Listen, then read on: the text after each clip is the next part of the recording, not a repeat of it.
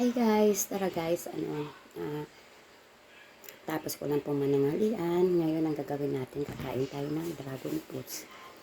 Ayan, nagsimula na nga ako guys, kaya hindi pa naka-on yung camera ko.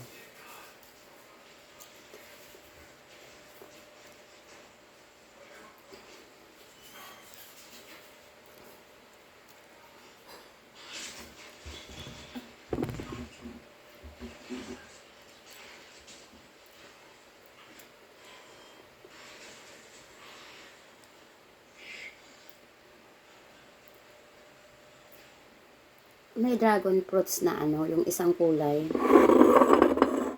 Dito na. Dragon fruits na isang kulay, yung white ba yun? White tsaka may lavender.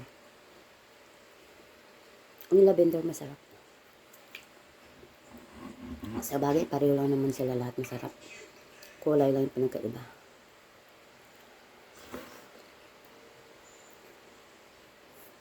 Maliitan itong pinili ko. Bumili na ako ng maliit na dragon fruits. Ako lang naman kumakain.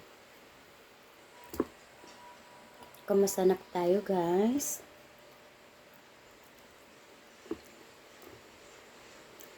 Yung sa yung sa Caloocan at saka yung sa Quarry, hindi pa ako matuloy guys ha. By next week na po yan.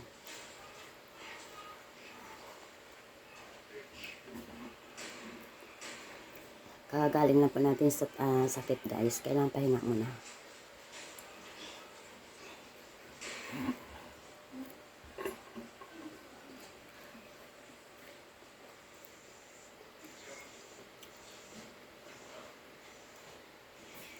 Matamis siya.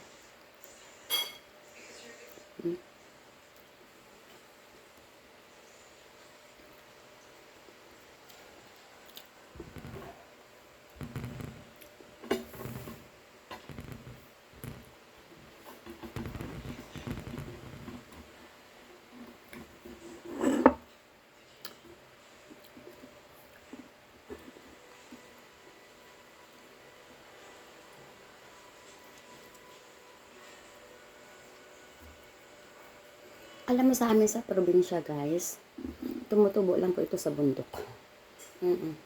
Nung bata ako, mayroon na pala itong dragon fruits na alaala ko. Sa bundok, hindi namin kinukuha kasi nga akala namin mga prutas ligaw.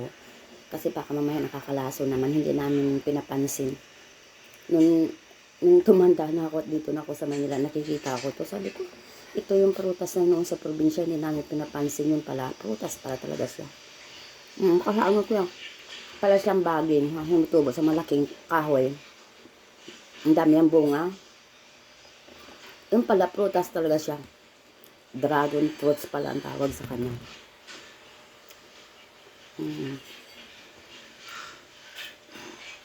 Hindi ko alam.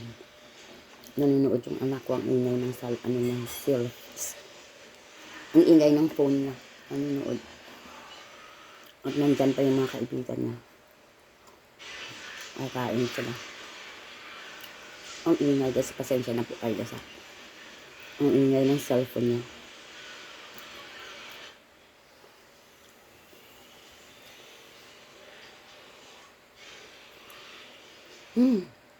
Harap guys.